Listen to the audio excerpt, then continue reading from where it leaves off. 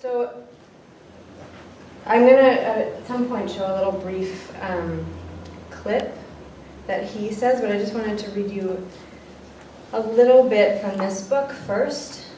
This is a book called From A to X, Historian Letters, and it's letters between, it never says this clearly, but it's letters from a resistance fighter on the outside to a resistance fighter on the inside in Palestine.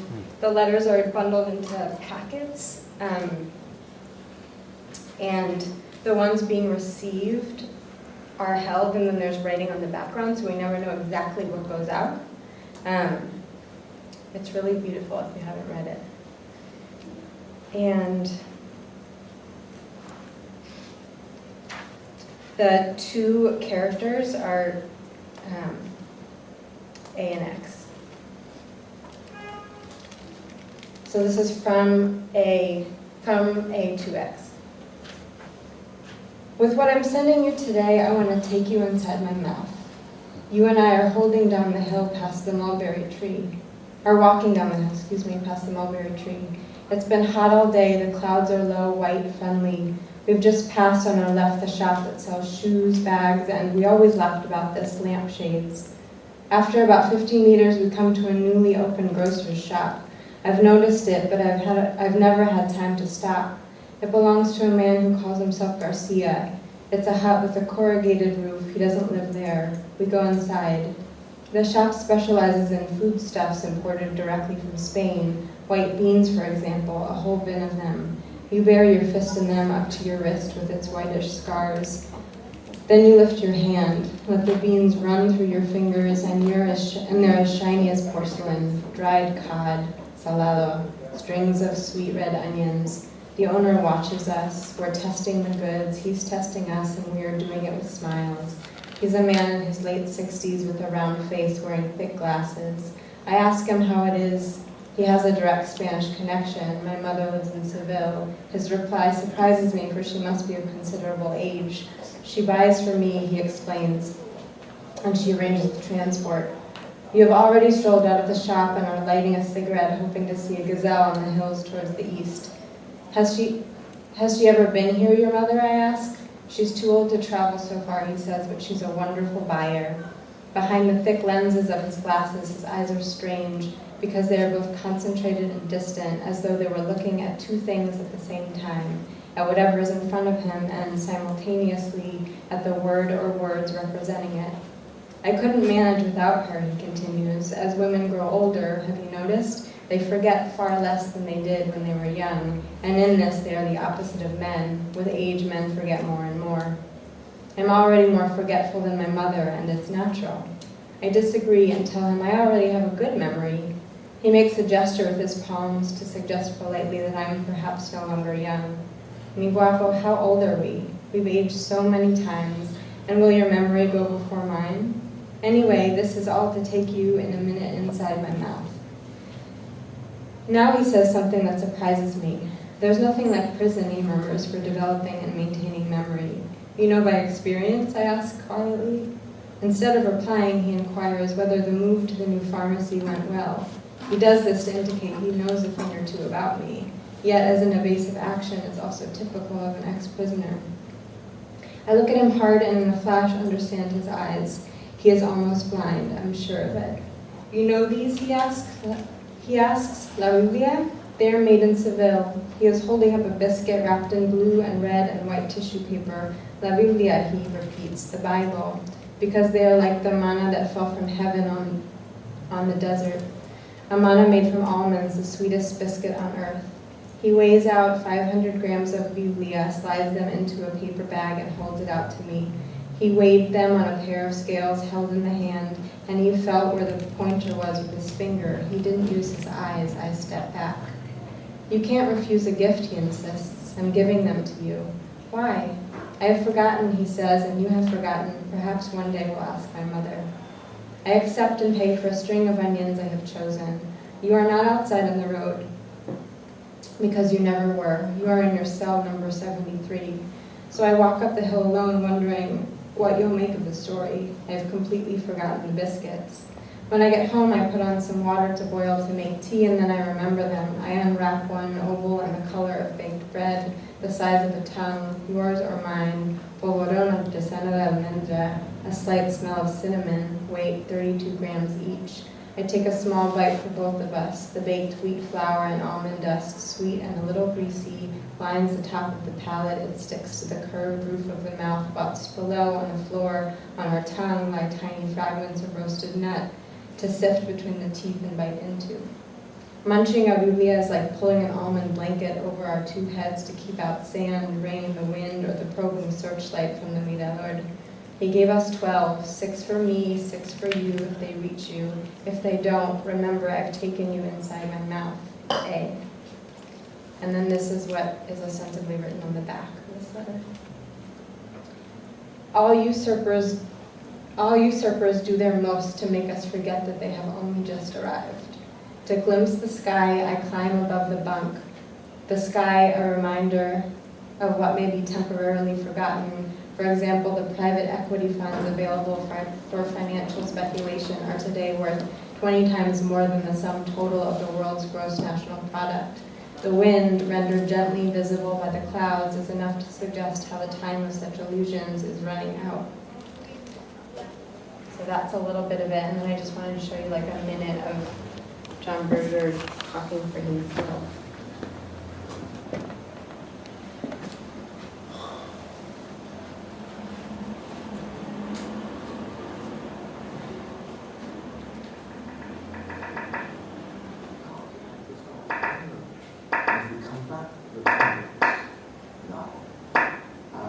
It seems to me that one of the essential elements in tenderness is that it is a free act, a gratuitous act. It has an enormous amount to do with liberty, with freedom, because one chooses to be tender.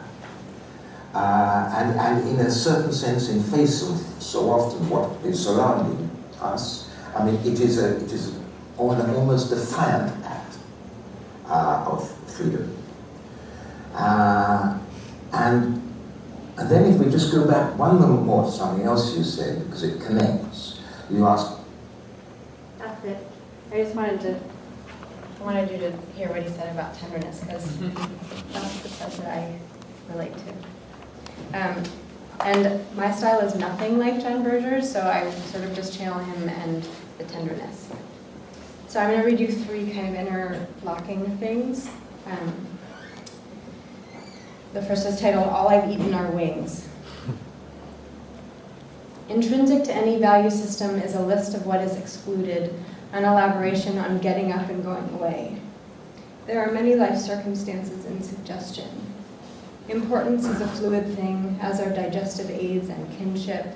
This process includes removing strings from what was once necessarily strung. I arrived with a backpack and a pair of red socks.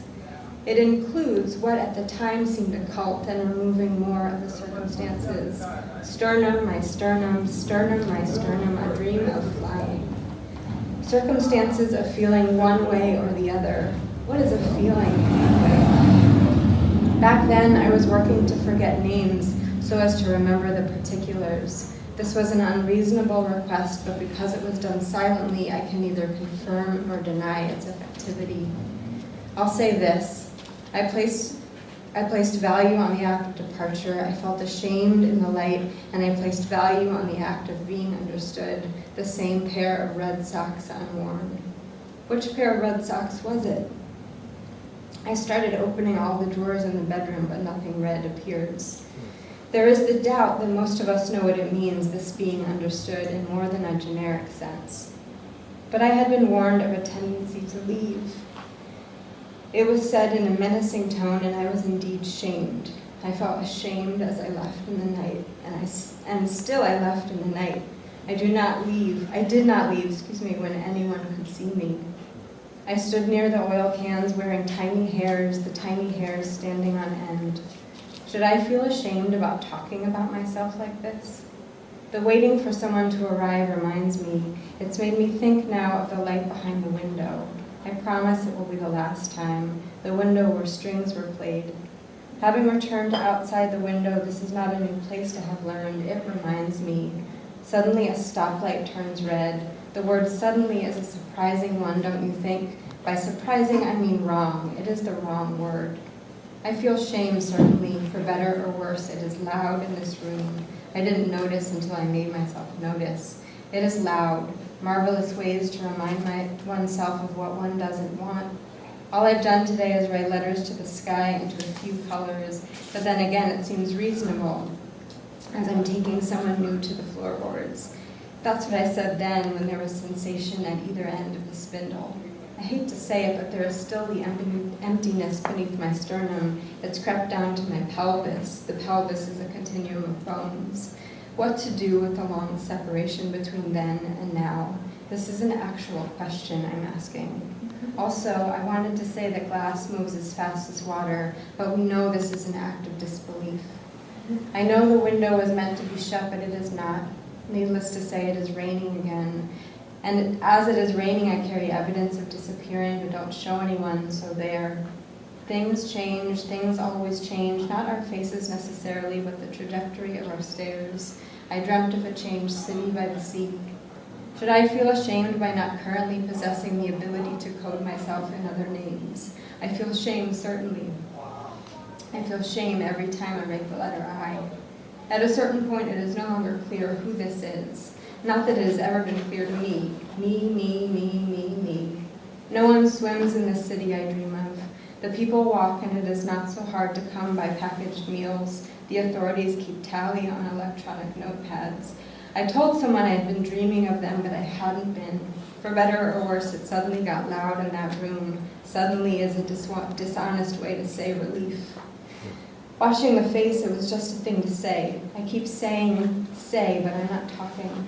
All the ways to be warned not to let the dribble out, leaving behind marks, any at all, and I am indeed shamed. I feel ashamed leaving night or day, covered in dust or penetrated while sleeping. What it might be like outside without turning to the open window. What if it were raining? What if the hands were metal and did not shake or come close? These are actual questions I'm asking.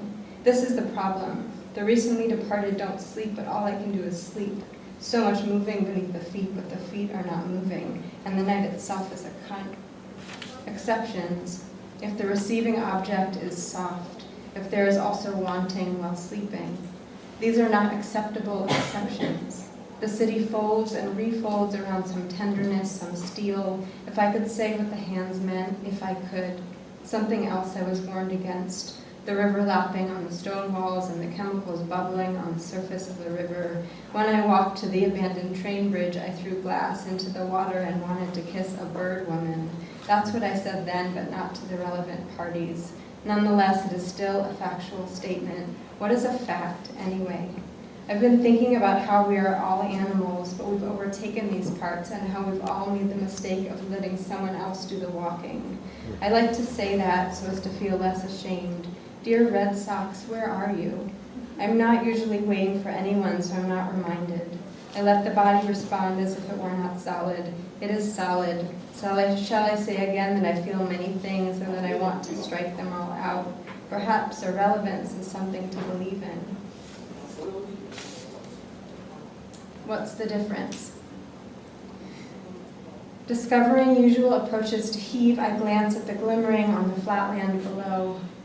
Metal thing moving, I assume a populace of one or greater to have taken residence, however temporarily, inside. It is hard to get going. It isn't hard, but it feels hard. There we go again. Am I lying to you? Let's assume I am, and whether you know it or not, you like me better this way. Things from before arrive, even if they are irrelevant. What is a fact?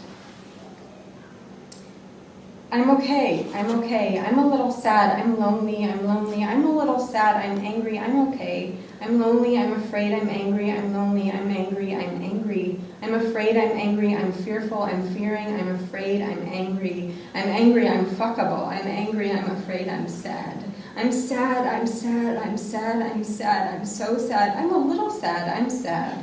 I'm angry, I'm fuck you, I'm fuck off, I'm don't touch me. I'm touch me, please, I'm lonely, I'm suffocating, I'm lonely. I'm angry, I'm suffocating, I'm dispensable, I'm leaving, I'm angry, I'm ignorable, I'm used up, I'm lonely, I'm afraid, I'm afraid. I'm angry, I'm used up, I'm get me some water, I'm take off your clothes. I love you, I hate you, I'm hateful, I'm angry, I love you. I'm fuck this, fuck that, I'm fuck you, I'm fucked. I'm lonely, I hate you, I love you, I'm lonely. I'm extraneous, I'm fuck you, I'm fuck me, I'm touch me, I'm lonely, I'm fine. I'm lonely, I'm fine, I'm lonely, I'm alone, I'm angry, I'm fine. I'm fine, I'm fine, I'm fine, I'm fine, I'm fine, I'm fuck you. I'm fine, I'm fine, I'm fine, I'm fine, I'm fine, I'm fine. Let's assume I'm lying, and whether you know it or not, you like me better this way. How are you is a real question I'm asking. Since we were talking, it is unreasonable to assume that one might know anything suddenly. It was not sudden that one invented a bird woman feeling unable to walk away and wanting to. It was hard to get going then, as it is hard to get going now. What to do with the long separation between then and now? One is assaulted by memories. Many of them are from before this. One is not prepared for the sudden arrival. A man kisses another near a window.